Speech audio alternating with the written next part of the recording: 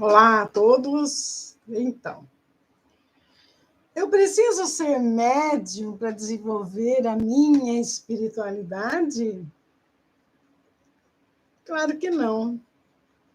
Espiritualidade não tem nada a ver com mediunidade, né? Desenvolver a espiritualidade não necessita que você seja médium. Espiritualidade, ela não tem nada a ver com mediunidade. A espiritualidade não foi inventada pelo espiritismo. O espiritismo é uma religião, é uma seita, uma organização para desenvolver certas habilidades espirituais, né? A mediunidade é um fator que todos têm. Assim como nós temos os olhos físicos para ver as coisas, né? Nós temos também a terceira visão, né? O sexto chakra, que dizem os indianos, né?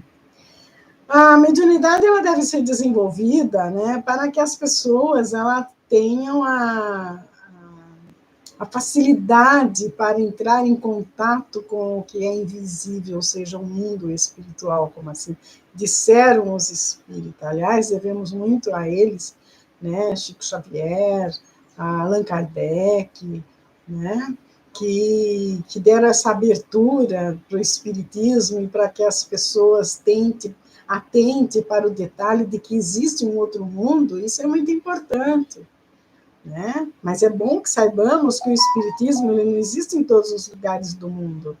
São poucas as pessoas que acreditam em reencarnação, são poucas instituições religiosas que acreditam nisso, né?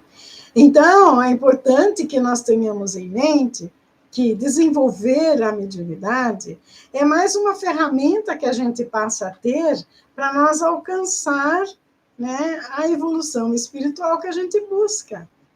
Porque o médium já diz, né, francês já diz, é aquela pessoa que ela faz o intercâmbio entre o mundo espiritual, ou os espíritos que não estão encarnados, com os que estão encarnados aqui na Terra. Por isso que é necessário desenvolver a mediunidade. E todos têm essa percepção. Tem pessoas que ouvem, né? Ouvem o quê? Ouvem os sons que os espíritos desencarnados que estão à nossa volta, eles fazem. Eles ouvem vozes de algum deles falando, né? Eles ouvem o barulho que acontece fora. Outros veem perfeitamente. Vê um ser desencarnado, vê um extraterrestre. Ele vê porque ele tem a terceira visão aberta, essa sensibilidade, né? A pessoa, quando ela começa a desenvolver uma determinada situação, ela começa a atrair aquilo, né? Se vocês começam a ir numa determinada associação religiosa, né? De repente você começa a ver irmão por tudo quanto é lugar, né? Porque eles se atraem. Eu lembro disso porque quando meu filho era pequeno, né? E eu frequentava a igreja dos mormons para que ele tivesse uma noção de religião, mas hoje ele é como eu, ele não acredita em nada. Aliás, ele não acredita nem na espiritualidade. As coisas que eu falo, ele não acredita, ele tem outra visão, né? Eu acho interessante porque é ele colocando Deus que ele tem dentro dele para fora, e eu dou toda essa abertura, porque eu quero meus filhos livres, independentes, pessoas assim, bem colocadas, que coloquem em prática o pensamento deles. Eu criei meus filhos assim, né? Eu me orgulho deles por eles serem assim. Eles não são influenciados nem por mim, nem pelo pai, né? O pai é espírita, eu sou espiritualista, eles não têm eles não são influenciados por nós, eles não têm religião nenhuma, né? E eu admiro meus filhos por isso, e os abençoo também. Então, o porquê desenvolver a mediunidade? Quando você desenvolve a mediunidade não é só para você ir no centro espírita baixar lá um encosto, um espírito, você tentar doutrinar um espírito, porque esse trabalho pode até ser feito, mas em determinados locais que as pessoas frequentam, Os espíritos lá que encostam naquela pessoa, elas ficam tudo na porta ali esperando, né? Porque na porta ali tem um espírito, né? Olhando ali, um guardião. Não são todas as pessoas que entram dentro do centro espírita, né? Mesmo os desencarnados. Então a pessoa ela entra, acontece os trabalhos espíritas ali, né? Alguns, né? Que a pedido da família, tudo. Eles vão lá, cata que o espírito traz lá, bota lá para alguém falar em nome dele, e eles tentam doutrinar. Mas tem espírito que, se ele não aceita ser doutrinado, ele fica esperando na porta, na hora que a pessoa sai do centro, ele encosta de novo e ele vai embora.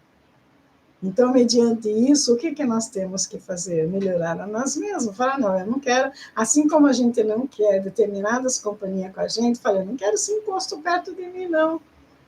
Né? Então, o que eu vou fazer? Eu vou orar e vou vigiar. Né? Vou orar. Eu vou pedir para que se afaste de mim essas entidades aí que não tem nada para acrescentar. Né? Que eu atraia para mim aquelas pessoas que comungam comigo na mesma situação, que trazem coisas boas para me orientar. Isso não é ensinado no centro espírita, não, né? Daí vai lá e fala assim, o Exu é um espírito mal. Não é, gente. O espírito, o Exu, ele entende que ele tem que olhar a gente. Ele tem que fazer as coisas para a gente. Né? Acontece que, às vezes, ele faz achando que está fazendo bem para a pessoa e, às vezes, não é. Às vezes, ele não está. Mas eles são seres maravilhosos. Que, aliás, eu acho errado a pessoa ir lá pedir para um Exu fazer uma coisa errada, porque ele vai fazer, porque ele quer atender aquele ser que está buscando por ele para fazer.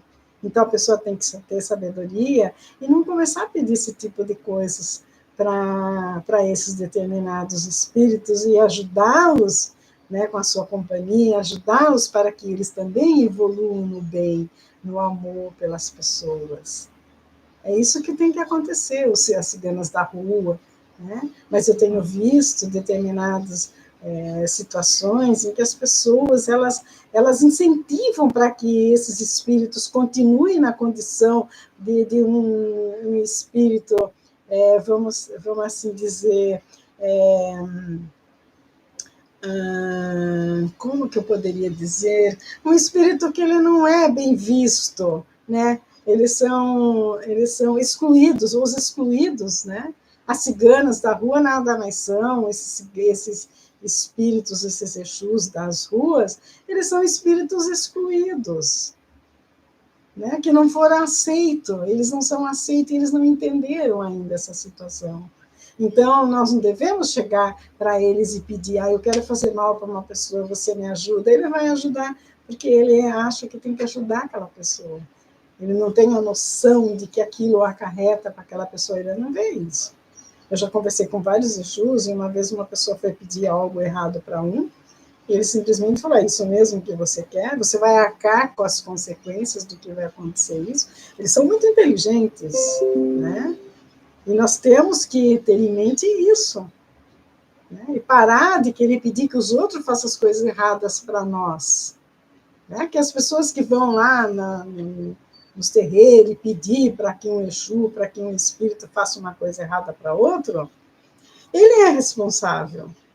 Ele está fazendo aquele pedido, não foi o Exu que fez. Entendeu? Ele tem que ter isso em mente. A responsabilidade é dele, é ele que vai ter que arcar com as consequências. Né? E daí uma determinada igreja lá baixa todos os Exus lá e fala assim, esse Exu é do mal, esse Exu... Não existe isso. As pessoas é que fazem com que ele seja um espírito do mal. Né? Quando, na verdade, deveria ajudá-los para que eles evoluíssem.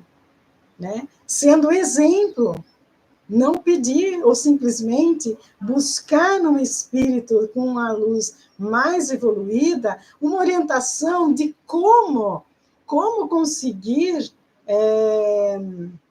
resolver determinadas situações que está tendo problema na sua vida. Como superar determinados problemas, não fazendo mal para o outro. O que deve mover essa energia do mundo todo, do universo, é o amor, é o bem. Jesus vem ensinar isso, amai-vos uns aos outros. É isso que ele ensinou. Amai-vos uns aos outros, não se concentra somente eu a amar quem é encarnado, ou amar uma pessoa que é interessante para mim, né? Ah, aquele lá não tem nada a ver comigo, eu vou odiar, vou fazer maldade para ele. Não. Amar-vos uns aos outros. Procurar entender aquilo, tentar ajudar. Se não está em condição de ajudar, se afaste. Né? Peça para que um guia espiritual, um espírito de luz, promova auxílio para aquela determinada pessoa, que ela também encontre a luz. Não é? É por aí.